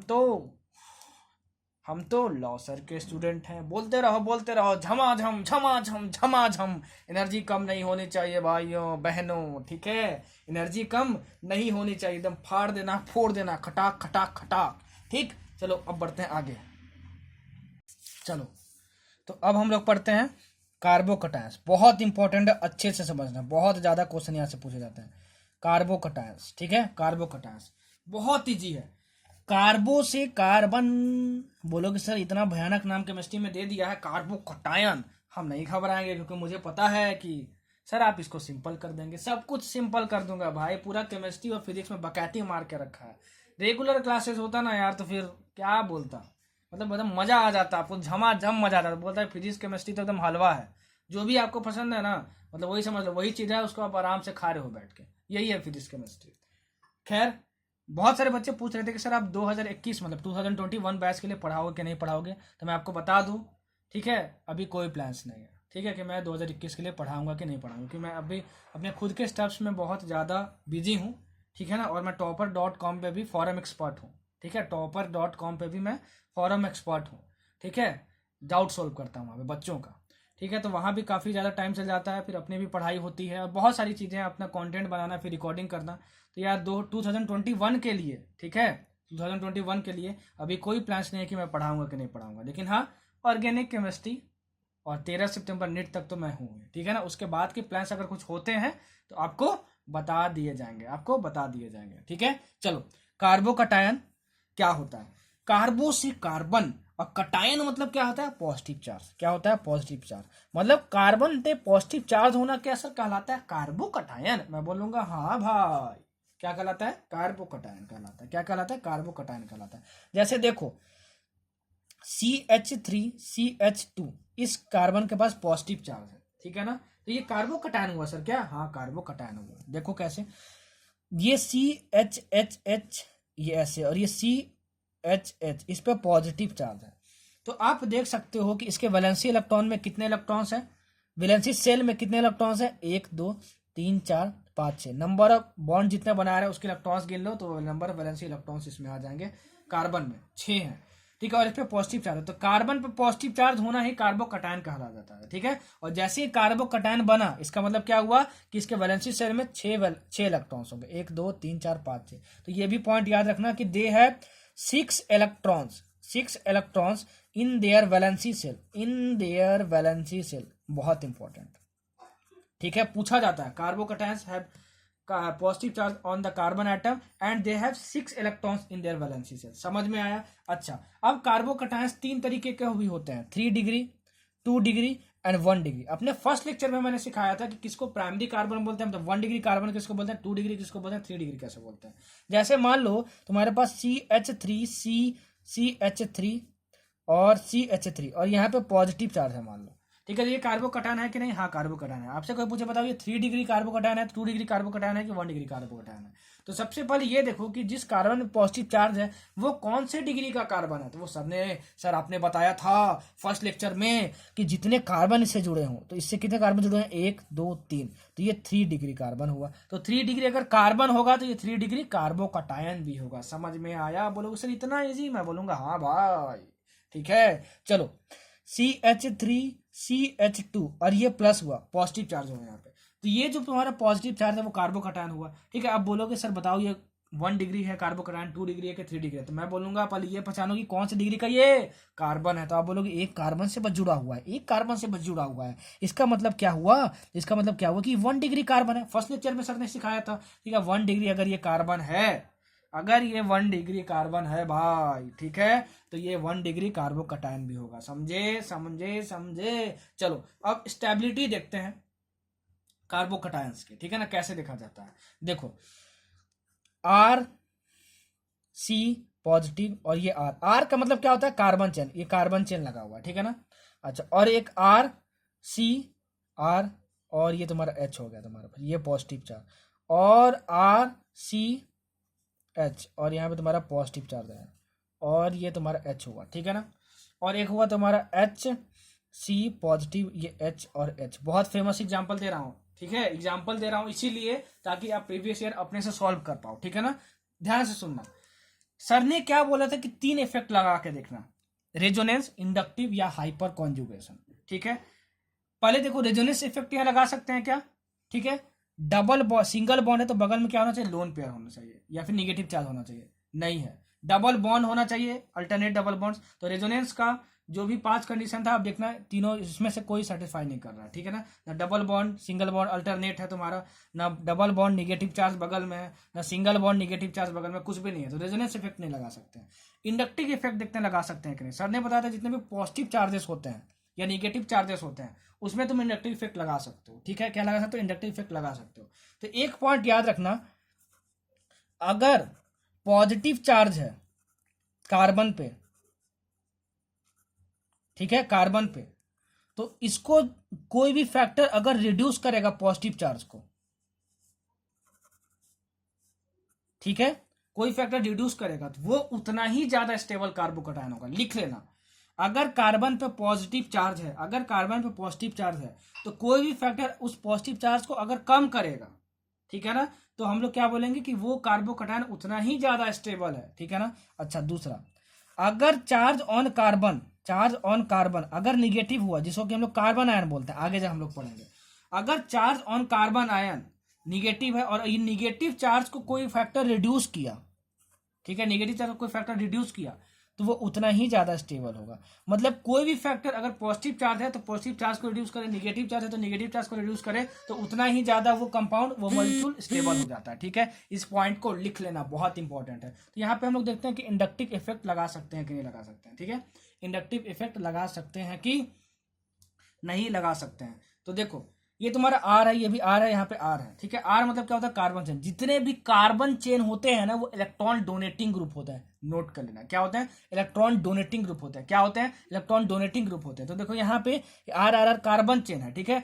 तो ये इलेक्ट्रॉन डोनेटिंग ग्रुप है, मतलब ये इलेक्ट्रॉन को इस साइड डोनेट कर सकते हैं, ठीक है। हाइड्रोजन इलेक्ट्रॉन डोनेट नहीं कर सकता है, नोट कर लेना, ये डोनेट कर सकते हैं। यहाँ 2 है, यहाँ पे क्या है? सिर्फ 1 है, और यहाँ पे 1 भी नहीं है। तो आप देखो कि यहाँ पे पॉजिटिव चार्ज है, इलेक्ट्रॉन्स डोनेट करने का मतलब निगेटिव चार्ज। तो पॉजिटिव चार्ज मान लो पहले +3 था, सपोज करो यहाँ पे, और कुछ इलेक्ट्रॉन्स इसके पास आ रहा है, मतलब कुछ निगेटिव चार्ज आ रहा है, तो ये -1 मान लो निगेटिव चार्ज इस पे आ गया। तो अब नेट पॉजिटिव चार्ज कितना बचा? +2 बचा। तो पॉजिटिव चार्ज घट गया। तो अगर पॉजिटिव चार्ज कार्बन पे है वो घटेगा और कोई फैक्टर उसको रिड्यूस कर रहा है, तो वो क्या होगा? उतना ही ज्यादा स्टेबल होगा। तो यहाँ पे देखो तीनों मिलके पॉजिटिव चार्ज को रिड्यूस कर रहे हैं, ये दोनों पॉजिटिव चार्ज को रिड्यूस कर रहे हैं, यहाँ पे एक रिड्यूस कर रहा है, यहाँ एक भी नहीं कर रहा। तो ये सबसे ज्यादा स्टेबल होगा, ये उससे कम, फिर ये उससे कम, और फिर ये उससे कम। ये ऑर्डर बहुत ज्यादा इंपॉर्टेंट है, समझ में आया? ये इलेक्ट्रॉन डोनेटिंग, इलेक्ट्रॉन क्या होता है? निगेटिव चार्ज होता है, ये पॉजिटिव चार्ज होता है। तो पॉजिटिव और निगेटिव जब मिलेंगे तो जाहिर सी बात है कि पॉजिटिव जो है वो क्या होगा? पॉजिटिव जो है वो क्या होगा? पॉजिटिव जो होगा वो चार्ज कम होगा, ठीक है। और चार्ज कम होगा, चार्ज ऑन कार्बन, तो पॉजिटिव चार्ज अगर कम होगा तो वो ज़्यादा स्टेबल होगा। जैसे मान लो यहीं पे अगर मैं बोल देता कि ये कार्बन है और ये NO2 ग्रुप लगा है और यहाँ पे प्लस है, ठीक है ना, और यहाँ पे NO2 है और यहाँ पे NO2 है, ठीक है ना। और मान लो तुम यहाँ पे ये दिया होता तुमको कि कार्बन है पॉजिटिव है और ये तुम्हारे पास CH3 है, ये तुम्हारे पास CH3 है और ये तुम्हारे पास CH3 है, बताओ दोनों में कौन ज़्यादा स्टेबल है, ठीक है। तो आप देखोगे CH3 इलेक्ट्रॉन डोनेटिंग ग्रुप है, सर ने बताया था इंडक्टिव इफेक्ट में, तो इलेक्ट्रॉन डोनेट करेगा, तो इलेक्ट्रॉन डोनेट करेगा मतलब निगेटिव चार्ज डोनेट करेगा, तो प्लस में जब माइनस फिक्स होगा तो प्लस चार्ज कम होगा, मतलब ये स्टेबिलिटी इसकी बढ़ेगी। ये देखो ये पॉजिटिव चार्ज ऑलरेडी इसके पास था और NO2 क्या है, इलेक्ट्रॉन विड्रॉइंग ग्रुप है, ठीक है, सर ने बताया था इंडक्टिव इफेक्ट में, तो इलेक्ट्रॉन विड्रॉ करेगा, तो इलेक्ट्रॉन जब विड्रॉ होता है तो कार्बन पे और पॉजिटिव चार्ज बढ़ेगा, तो पॉजिटिव चार्ज पहले से था, अब पॉजिटिव चार्ज और बढ़ रहा है, तो कोई भी फैक्टर जो पॉजिटिव चार्ज को और बढ़ा दे तो वो स्टेबिलिटी को कम कर देता है, जो पॉजिटिव चार्ज को कम करे वो स्टेबिलिटी को बढ़ा देता है, ठीक है, जो पॉजिटिव चार्ज को कम करे वो स्टेबिलिटी को बढ़ा देता है, ठीक है, और पॉजिटिव चार्ज को जो और बढ़ा दे, ठीक है ना, पॉजिटिव चार्ज को जो और बढ़ा दे वो क्या करेगा, स्टेबिलिटी को डिक्रीज करेगा, और पॉजिटिव चार्ज को जो कम कर दे वो क्या करेगा, स्टेबिलिटी को इंक्रीज करेगा, ठीक है। तो दोनों में ज्यादा स्टेबल कौन होगा, ये ज्यादा स्टेबल होगा, ठीक है, बहुत इंपॉर्टेंट है, ध्यान में रखना ध्यान में रखना ध्यान में रखना, ठीक है। चलो अब देखते हैं हम लोग अलाइन कार्बोकटायन के बारे में, अलाइल कार्बोकटायन के बारे में, अलाइल कार्बोकटायन के बारे में बहुत अच्छा एग्जाम्पल है, ठीक है, एनसीईआरटी में दिया हुआ है, याद रखना, ठीक है। एलाइल कार्बोकटायन के बारे में, इसका स्ट्रक्चर जो होता है एलाइल कार्बोकटायन का वो ऐसा होता है, याद रखना, CH2CH2+, ठीक है, सॉरी यहाँ पे सिंगल बॉन्ड होता है CH2+, ठीक है, मतलब ये ऐसा स्ट्रक्चर होता है, CH2 double bond CH single bond CH2+, ठीक है। प्रैक्टिस करोगे ना, लिखते लिखते खुद ही फटाक फटाक सब कुछ याद हो जाएगा, ठीक ना। Organic chemistry takes much practice, ठीक है, तभी आपको कमांड मिल सकता है। चलो ये स्ट्रक्चर होता है इसका, इसको भूल जाओ, ये स्ट्रक्चर होता है। तो आप देखो क्या यहाँ पे रेजोनेंस पॉसिबल है क्या, ठीक है। सबसे पहले तीनों इफेक्ट में यही हमेशा चेक करना, इंडक्टिव, हाइपर कंजुगेशन और रेजोनेंस में, कि रेजोनेंस इफेक्ट पॉसिबल है कि नहीं, क्योंकि अगर रेजोनेंस इफेक्ट पॉसिबल है ना तो वो सबसे ज्यादा स्टेबल कर देता है क्या, किसी भी मॉलिक्यूल या कंपाउंड को, याद कर लो, नोट कर लो। अगर तीनों इफेक्ट में से रेजोनेंस इफेक्ट पॉसिबल है, ठीक है, तो रेजोनेंस इफेक्ट सबसे पहले चेक करना, और रेजोनेंस इफेक्ट पॉसिबल है जिस भी कंपाउंड में वो सबसे ज्यादा स्टेबल होगा, याद रखना, वो सबसे ज्यादा स्टेबल होगा, याद रखना, ठीक है। तो देखो यहाँ रेजोनेंस पॉसिबल है क्या, डबल बॉन्ड सिंगल बॉन्ड, हाँ यहाँ पे रेजोनेंस पॉसिबल है क्या, देखते हैं इस इलेक्ट्रॉन पेयर को यहाँ मूव कर सकता हूँ क्या, हाँ कर सकता हूँ। देखो इसको यहाँ पे ले आऊँ तो ये क्या हो जाएगा तुम्हारे पास CH2, और यहाँ पॉजिटिव चार्ज, इसका इलेक्ट्रॉन गया तो यहाँ पे पॉजिटिव चार्ज आ गया, ठीक है, और यहाँ पे double bond CH, double bond CH, sorry single bond CH, ये बॉन्ड तो मैंने तोड़ दिया ना, सिंगल बॉन्ड CH, और यहाँ पे डबल बॉन्ड बन गया और यहाँ पे CH2 बन गया, तो इसका रेजोनेटिंग स्ट्रक्चर पॉसिबल है, ठीक है, मतलब ये बनाओ या ना बनाओ वो कोई इंपॉर्टेंट नहीं है, डबल बॉन्ड और सिंगल बॉन्ड अल्टरनेट है, इसका मतलब क्या हुआ तुम्हारा, ये तुम्हारा पॉसिबल है, क्या पॉसिबल है तुम्हारा, तुम्हारा रेजोनेंस पॉसिबल है, ठीक है, बस रेजोनेंस पॉसिबल है कि नहीं वो देखना है, तो इसमें रेजोनेंस पॉसिबल है, तो अगर इसमें रेजोनेंस पॉसिबल है, ठीक है, तो ये क्या होगा, बहुत ही ज्यादा स्टेबल होगा, क्या होगा, बहुत ही ज्यादा स्टेबल होगा, क्या होगा, बहुत ही ज्यादा स्टेबल होगा। So allyl carbocation is stabilized by resonance, ये बहुत इंपॉर्टेंट पॉइंट है, नोट कर लेना, बहुत बार एग्जाम में पूछा जाता है। अब देखो बेंजाइल कार्बोकटायन के बारे में, बेंजाइल कार्बोकटायन कैसे बनता है, बेंजाइल कार्बोकटायन ऐसे बनता है, देखो CH2+, इसको बोलते हैं बेंजाइल कार्बोकटायन, लिख लेना, जितना भी इंपॉर्टेंट है सब कुछ बता रहा हूं, ठीक है। अच्छा यहाँ पे डबल बॉन्ड और सिंगल बॉन्ड, देखो यहाँ पे क्या है, double bond single bond alternate है यहाँ पे, ठीक है, इसका मतलब यहाँ पे रेजोनेंस पॉसिबल है, तो अगर यहाँ पे रेजोनेंस पॉसिबल है, ठीक है, बस देखना पॉसिबल है कि नहीं, तो ये जो है वो बहुत ज्यादा स्टेबल होगा। तो ये भी पूछा जाता है कि benzyl and allyl carbocation stabilized by, तो आप क्या बोलोगे, रेजोनेंस, और टिक मार दोगे, क्या कर दोगे, टिक मार दोगे। और ये जो तो आपका ग्रुप है ये वाला, इसको हम लोग बोलते हैं बेंजाइल ग्रुप, क्या हम लोग बोलते हैं, बेंजाइल बेंजाइल ग्रुप, या फिर बोल दे क्या बोलते हैं इसको, फिनाइल ग्रुप भी बोलते हैं, क्या बोलते हैं, फिनाइल ग्रुप भी बोलते हैं, फिनाइल ग्रुप भी बोलते हैं इसको। याद रखना जितना भी फिनाइल ग्रुप होगा, फिनाइल ग्रुप क्या होता है, C6H5 होता है, लिख लेना, जितना भी ज्यादा फिनाइल ग्रुप होगा उतना ही ज्यादा कार्बोकटायन स्टेबल होगा, याद रखना, बहुत इंपॉर्टेंट। जैसे मान लो तुमको क्वेश्चन में देते C6H5 क्या है, C6H5 क्या है, फिनाइल ग्रुप है, तुमको देते C6H5 होल 3 और ये C+, ये कार्बोकटायन है, और तुम्हारे पास है C6H5 CH2+, बताओ दोनों में से कौन ज्यादा स्टेबल है, तो आप बोलोगे सर ने बताया था जिसमें फिनाइल ग्रुप मतलब C6H5 मतलब होल 3, इसमें 3 है फिनाइल ग्रुप, इसमें कितना सिर्फ 1 है, जितना ज्यादा फिनाइल ग्रुप होगा उतना ज्यादा कार्बोकटायन स्टेबल होगा, तो ये ज्यादा स्टेबल होगा, समझ में आया, जो जो बोल रहा हूँ लिख लेना भाई, ठीक है, बहुत इंपॉर्टेंट है, बहुत इंपॉर्टेंट है, बहुत इंपॉर्टेंट है, ठीक है। तो आप यहाँ पे ये देख सकते हो कि ये तुम्हारा 3 डिग्री कार्बन था, देखो 3 कार्बन चेन से जुड़ा हुआ है। ये कितना है 2 डिग्री है और ये कितना है 1 डिग्री कार्बोकैटायन है। ठीक है, तो 3 डिग्री 2 डिग्री 1 डिग्री कार्बोकैटायन की स्टेबिलिटी इस ऑर्डर में होती है, नोट कर लेना, बहुत इंपॉर्टेंट है। Carbocation follows the stability order as 3 degree carbocation, 2 degree carbocation, 1 degree carbocation. क्यों? क्योंकि ये 3 कार्बन से जुड़ा हुआ, ये कार्बन चेन ही तो होता है, तो 3 कार्बन से ये जुड़ा हुआ है, तो ये 3 डिग्री कार्बन हुआ, मतलब 3 डिग्री कार्बोकैटायन। ये 2 कार्बन चेन से जुड़ा, ये तो हाइड्रोजन है ना, तो ये 2 डिग्री कार्बन हुआ तो 2 डिग्री कार्बोकैटायन, वैसे ये 1 डिग्री। समझ में आया आपको? तो 3 डिग्री 2 डिग्री 1 डिग्री ये तुम्हारा होता है स्टेबिलिटी ऑर्डर। अच्छा, अब जो तुम इसको इंडक्टिव इफेक्ट से दिखाया ना, उसको तुम हाइपर कॉन्जुगेशन इफेक्ट से भी दिखा सकते हो। ये आपको डाउट में आया होगा, ठीक है ना, कि सर इसको हाइपर कॉन्जुगेशन से दिखा सकते हैं कि नहीं दिखा सकते हैं? हाँ, तो बिल्कुल दिखा सकते हैं। देखो कैसे, देखो कैसे। मान लो तुम्हारे पास सी प्लस है और ये तुम्हारे पास CH3 है और ये तुम्हारे पास CH3 है और यहाँ भी CH3 है, लेकिन इसको मैं ऐसे लिख दे रहा हूँ, ऐसे मैं लिख दे रहा हूँ। और तुम्हारा एक दूसरा स्ट्रक्चर है C प्लस और यहाँ पे CH3 है और यहाँ पे H है और यहाँ पे क्या है तुम्हारा CH3 है। ठीक है ना, देखो यही वाला स्ट्रक्चर है, ये वाला स्ट्रक्चर ये बनाया हूँ और ये वाला स्ट्रक्चर ये बनाया हूँ। आर की जगह क्या लगाता हूँ? Carbon chain, 1 2 3 4 carbon chain, 1 2 3 carbon chain. तो इंडक्टिव इफेक्ट्स तो मैं दिखाई दिया कि क्या करेगा, इलेक्ट्रॉन डोनेटिंग ग्रुप है तो ये नेगेटिव चार्ज को क्या करेगा, कम करेगा, पॉजिटिव चार्ज को कम करेगा, तो पॉजिटिव चार्ज को कम करेगा अगर, तो स्टेबिलिटी इसकी बढ़ जाएगी। देखो हाइपर कॉन्जुगेशन इसमें पॉसिबल है कि नहीं? सर ने बताया था कि अगर कार्बन पर पॉजिटिव चार्ज है और उसके बगल में कोई कार्बन है तो उसके साथ जो हाइड्रोजन होते हैं वो भी हाइपर कॉन्जुगेटिव स्ट्रक्चर को में कंट्रीब्यूट करते हैं। ठीक है, सर ने बताया था, देख लो हाइपर कॉन्जुगेशन में 3 पॉइंट मैंने लिखा था। ठीक है, तो इसके साथ कितने कार्बन है, हाइड्रोजन है 3, तो 3 अल्फा। तो इस कार्बन पॉजिटिव है तो उसके बगल में कोई कार्बन है क्या? हाँ है, तो इसके साथ कितने हाइड्रोजन है? 3, तो ये 3 और यहाँ पे 3, मतलब यहाँ पे 9 अल्फा हाइड्रोजन होगा। ठीक है, 9 अल्फा हाइड्रोजन होगा। और यहाँ पे देखो कार्बन पे पॉजिटिव चार्ज है तो उसके बगल में कार्बन होना चाहिए और उसका हाइड्रोजन होना चाहिए, डायरेक्ट हाइड्रोजन है, तो ये अल्फा अल्फा नहीं है। ठीक है ना, ये अल्फा अल्फा हाइड्रोजन नहीं है। इसके सॉरी ये तो है, ये नहीं है, इसके कार्बन के बगल में ये कार्बन है, इसके कार्बन के साथ कितने हाइड्रोजन है? 1 2 3, तो यहाँ पे 3 अल्फा। और इसके इस कार्बन के बगल में कितने कार्बन है? 1 कार्बन, तो इसके साथ कितने हाइड्रोजन है? 3, तो ये भी 3 अल्फा। तो इसमें कितने हैं? 6 अल्फा हाइड्रोजन है। कितने? 6 अल्फा हाइड्रोजन। तो इसमें 9 अल्फा है, इसमें 6 अल्फा, तो कौन ज्यादा स्टेबल होगा?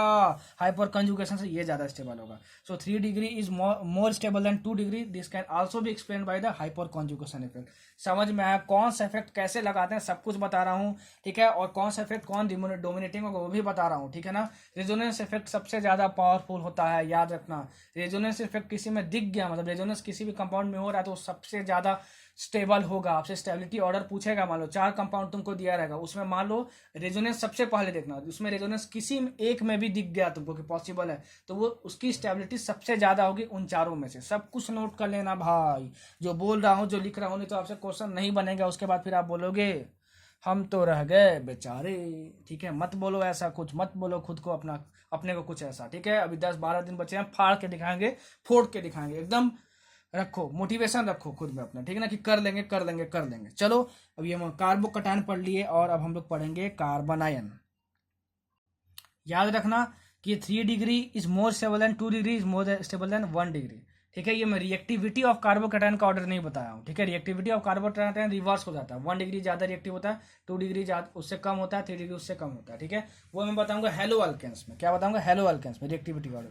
ये क्या बताऊँ? स्टेबिलिटी ऑर्डर बताऊँ, याद कर लेना, ये स्टेबिलिटी ऑर्डर है। ठीक है, तो ये वो आपको कार्बोकैटायन रिवीजन लेक्चर है यार, फिर भी मैं इतना एक्सप्लेन कर दे रहा हूँ, कोई नहीं करेगा यार। आपकी तरफ से बस इतना ही चाहिए मुझे कि आप अपना प्यार बनाए रखो। 10,000 व्यूज एक दिन का टारगेट है यार, 10,000 व्यूज। मैं चाहता हूँ यार कि नीट से पहले ऐसी कोई भी एक वीडियो हो जहाँ पे मेरे 50,000 व्यूज हो जाए एक वीडियो पे। ठीक है ना, तो इतना चाहता हूँ यार, देखो मिलता है कि नहीं मिलता है, पर जिन खोजा तीन पाया, कोशिश करने वालों में कभी हार नहीं होती। आज नहीं होगा तो कल होगा, मुझे अपने आप पे और अपने कंटेंट पे भरोसा है।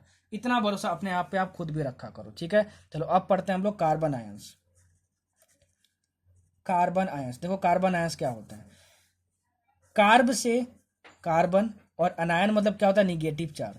मतलब कि अगर तुम्हारे पास कार्बन पे निगेटिव चार्ज हुआ तो उसको क्या बोलेंगे? उसको बोलेंगे कार्बन आयन। ठीक है, अच्छा जैसे फॉर एग्जांपल देखो CH2, ठीक है, CHO, और ये यहाँ पे तुम्हारा निगेटिव चार्ज है, यहाँ पे क्या है तुम्हारा निगेटिव चार्ज है, और यहाँ पे ये लोन पेयर है। ठीक है, निगेटिव चार्ज तभी आएगा जब यहाँ पे लोन पेयर होगा, तो याद रखना इस चीज को। ठीक है, अच्छा समझ में आया आपको? तो ये देखो यहाँ पे इसका स्ट्रक्चर बनाओगे इस कार्बन का जिसमें माइनस चार्ज है, तो ये लोन पेयर हो गया, ये H हो गया और ये H हो गया और और ये CHO हो गया। तो आप देखोगे इसके वैलेंसी शेल में कितने इलेक्ट्रॉन्स हैं, 1 2 3 4 5 6 और ये 7 8। मतलब कार्बन आयंस के वैलेंसी सेल में कितने इलेक्ट्रॉन्स होते हैं, 8 इलेक्ट्रॉन्स होते हैं। कार्बोकैटायन के वैलेंसी सेल में कितने होते हैं, 6 इलेक्ट्रॉन्स होते हैं। बहुत इंपॉर्टेंट है, पूछा जाता है एग्जाम में कि इसके वैलेंसी सेल में कार्बन आयन में कितने होंगे, 8 इलेक्ट्रॉन्स होंगे। कैसे बताया, एक्सप्लेन कर दिया, समझ में आ गया आपको। कार्बन आयन में क्या होगा कि जिस कार्बन पे निगेटिव चार्ज होगा, जिस कार्बन पे निगेटिव चार्ज होगा उस पर लोन पेयर भी होगा। याद रखना इस बात को, याद रखना इस बात को। चलो अब इसकी स्टेबिलिटी देखते हैं, ठीक है। कार्बन आयन की क्या देखते हैं, स्टेबिलिटी देखते हैं, स्टेबिलिटी देखते हैं, ठीक है। चलो चलो चलो, जैसे देखो वही एग्जांपल लेता हूँ, अब आप बताओगे सॉल्व करके इसको, ठीक है। होले होले हो जाएगा प्यार सजना, किससे, ओजोन क्लासेस से, लव सर से, विपिन सर से, ठीक है।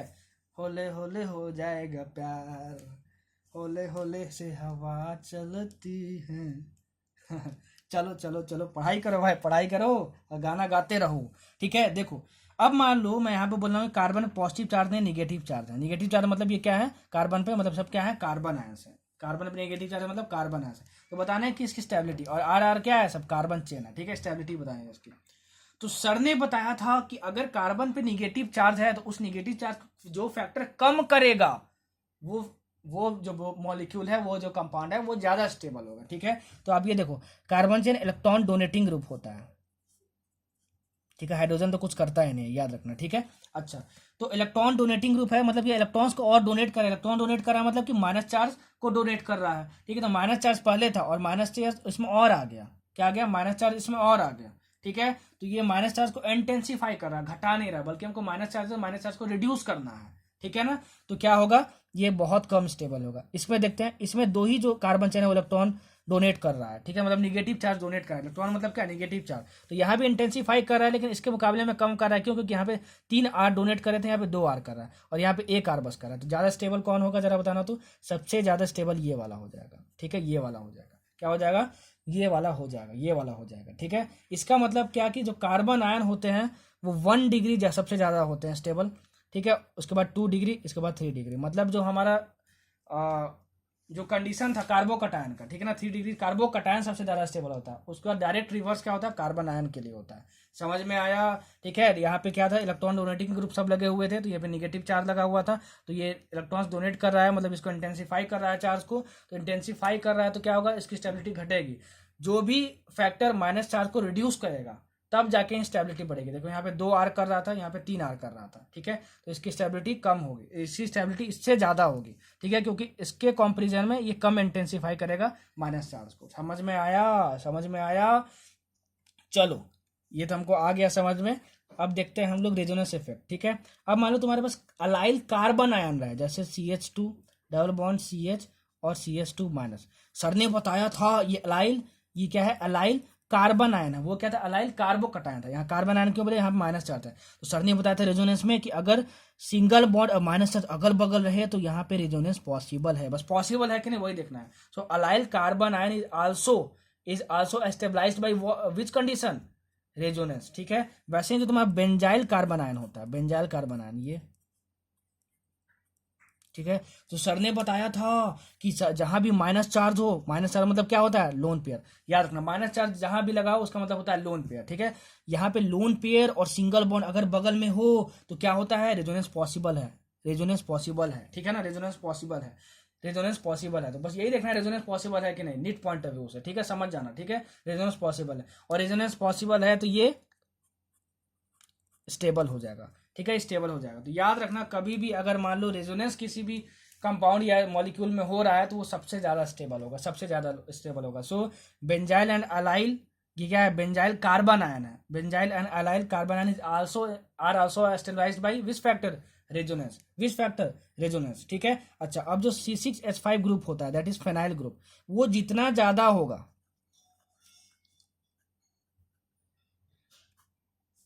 ठीक है ना, वो जितना ज्यादा होगा उतना ही ज्यादा स्टेबिलिटी होगी कार्बन आयन की। देखो ये कार्बन आयन है क्योंकि कार्बन पे नेगेटिव चार्ज है। या C6H5 क्या होता है, फिनाइल ग्रुप होता है, सर ने बताया पिछले स्लाइड में ही, ठीक है, फिनाइल ग्रुप होता है। जितना ही ज्यादा फिनाइल ग्रुप होगा, जितना भी ज्यादा फिनाइल ग्रुप होगा, जितना भी फिनाइल ग्रुप होगा, जितना भी फिनाइल ग्रुप होगा, उतना ही ज्यादा स्टेबिलिटी होगी कार्बन आयन की, कार्बन आयन की, ठीक है, कार्बन आयन की होगी। ठीक है, समझ में आया आपको कार्बन आयन का क्या स्टेबिलिटी होता है, ठीक है, कैसे स्टेबिलिटी होता है, सब कुछ समझ में आ गया। इंडक्टिव इफेक्ट समझा दिया, रेजोनेंस इफेक्ट आपको समझा दिया, ठीक है ना, कैसे हम लोग देखते हैं। यहीं से क्वेश्चन आएगा नीट पॉइंट ऑफ व्यू से, इतना मोर देन इनफ है। कोचिंग में बहुत कुछ दिया रहता है, टेस्ट सीरीज में बहुत कुछ पूछता है, ठीक है, लेकिन देख लेना, एग्जाम देके आना, प्रीवियस ईयर सॉल्व कर देखना, आपसे सब बन जाएगा। अब जैसे मान लो तुम्हारे पास दो स्ट्रक्चर दिए होते हैं, ठीक है ना, जैसे मान लो ये निगेटिव चार्ज है और ये तुम्हारा NO2 है और ये तुम्हारा H है और ये तुम्हारा H है, और एक तुम्हारा दिया हुआ है H है, ये C है, ये H है और ये CH3 है और ये माइनस है। बोला जा रहा है कि बताओ इन दोनों में से स्टेबल कौन है ज़्यादा। ये Cl मान लेते हैं भाई, ठीक है, इसको Cl मान लेते हैं, ठीक है, ये Cl मान लेते हैं, और एक स्ट्रक्चर ले लेते हैं और H और ये ले लेते हैं यहाँ पे CH3 और ये माइनस है। इसमें से बोला जाए कि बताओ कि सबसे ज्यादा स्टेबल कौन है, कार्बन आयन, ठीक है। तो देखो हाइड्रोजन तो कुछ करता नहीं है यहाँ पे, ठीक है, और यहाँ पे देखो रेजोनेंस कहीं दिख नहीं रहा है, ठीक है, रेजोनेंस का जो 5 कंडीशन बताया था उसमें से कोई इसमें दिख नहीं रहा है। Double bond, single bond, alternate नहीं है, सिंगल बॉन्ड के बगल में क्या बोलते हैं, डबल बॉन्ड और पॉजिटिव चार्ज यहाँ पे कहीं नहीं है, तो रेजोनेंस यहाँ पे कहीं पे दिख नहीं रहा है, ठीक है। तो इंडक्टिव इफेक्ट देखते हैं हम लोग, क्या देखते हैं, इंडक्टिव, पहले रेजोनेंस देखना, फिर इंडक्टिव इफेक्ट देखना, फिर सबसे लास्ट में हाइपर कंजुगेशन देखना। कैसे देखना है मैंने बता दिया आपको, ठीक है। ये देखोगे यहाँ पे H तो कुछ करता नहीं, NO2 जो है वो क्या इलेक्ट्रॉन विड्रॉइंग ग्रुप है, ठीक है ना, Cl जो है वो भी इलेक्ट्रॉन विड्रॉइंग ग्रुप है, CH3 वो इलेक्ट्रॉन डोनेटिंग ग्रुप है, ठीक है। तो अगर माइनस चार्ज है तो जो भी फैक्टर माइनस चार्ज को बढ़ा देगा उतना ही वो ज्यादा अनस्टेबल हो जाएगा, और जो माइनस चार्ज को उतना ही कम कर देगा वो क्या हो जाएगा, सबसे ज्यादा स्टेबल हो जाएगा, ठीक है। तो पहले इन दोनों की हम लोग बात करते हैं, इन दोनों की बात करते हैं। तो NO2 भी खींच रहा है, Cl भी खींच रहा है, तो इलेक्ट्रॉन पेयर को खींच रहा है, तो जिधर से खींचता है उसके पास क्या आ जाता है, डेल पॉजिटिव चार्ज आ जाता है। तो इसके पास भी डेल पॉजिटिव आएगा, इसके भी पास डेल पॉजिटिव आएगा। मैंने इंडक्टिव इफेक्ट में बताया था, खींचोगे तो उस कार्बन पे क्या आ जाएगा, डेल पॉजिटिव चार्ज आ जाएगा।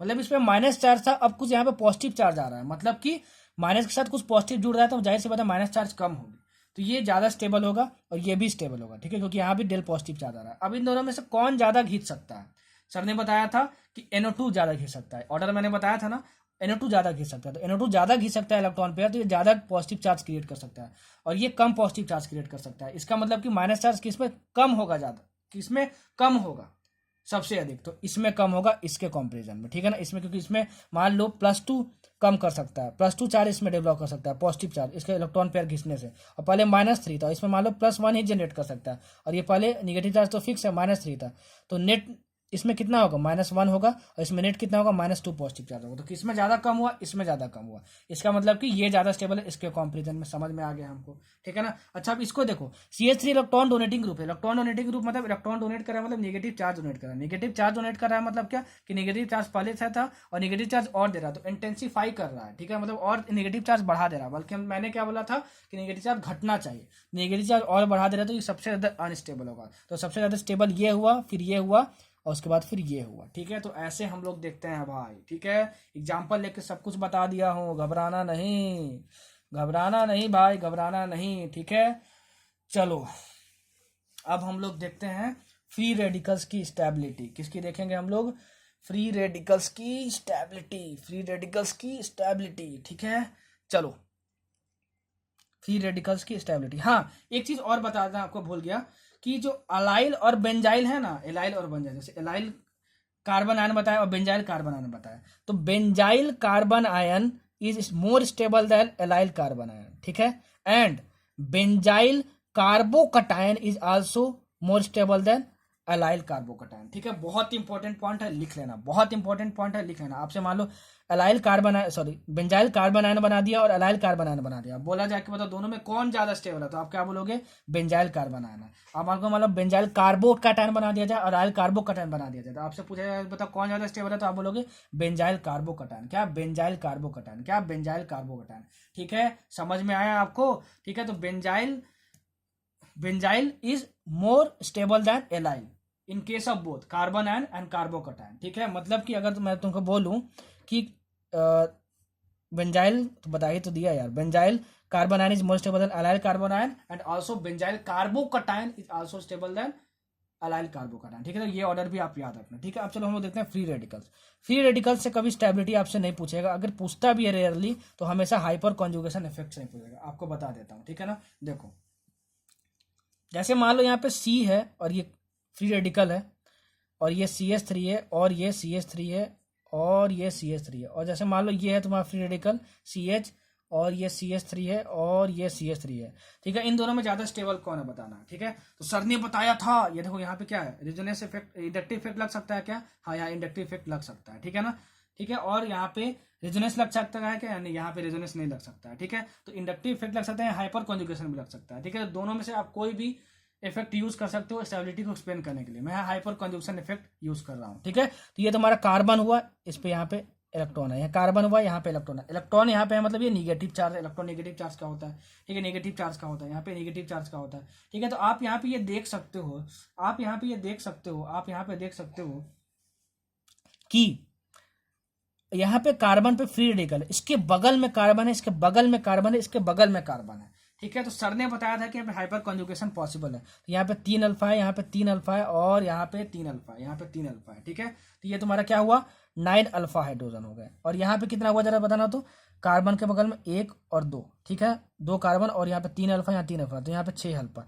तो फ्री रेडिकल्स में इन दोनों का जो स्टेबिलिटी है, जो कार्बन चेन की स्टेबिलिटीज होती हैं, वो मेजरली किस पे डिपेंड करती है, हाइपर कॉन्जुगेटिव स्ट्रक्चर पे डिपेंड करते हैं। तो हाइपर कॉन्जुगेशन जो है, इसमें लग रहा है, इसमें भी लग रहा है, इसमें 9 अल्फा है, इसमें 6 अल्फा है, तो कौन ज्यादा स्टेबल होगा, ये ज्यादा स्टेबल होगा। समझ में आया। तो फ्री रेडिकल्स का स्टेबिलिटी अगर रेजोनेंस ना हो रहा हो तो किससे देखना, हमेशा हाइपर कॉन्जुगेशन से देखना। याद रखना इस बात को, याद रखना इस बात को, याद रखना इस बात को। अब देखो, अब अलाइल रेडिकल भी पॉसिबल है, अलाइल रेडिकल। तो अलाइल रेडिकल कैसा होगा, CH2 डबल बॉन्ड CH और CH2, ठीक है। ये क्या होता है, अलाइल रेडिकल होता है, ठीक है, अलाइल रेडिकल होता है, अलाइल फ्री रेडिकल होता है, ठीक है। ये नहीं पूछेगा कभी, लेकिन फिर भी मैं बता दूं कि this is stabilize by resonance, बस इतना समझ लो, ठीक है ना। एंड बेंजाइल जो होता है, बेंजाइल फ्री रेडिकल, वो भी ऐसा होता है, CH2 बेंजाइल फ्री रेडिकल। और ये इसमें भी क्या होता है, रेजोनेंस पॉसिबल होता है, ठीक है ना, इसमें भी रेजोनेंस पॉसिबल होता है, बस इतना जान लो, ठीक है, बस आपको याद रखना है,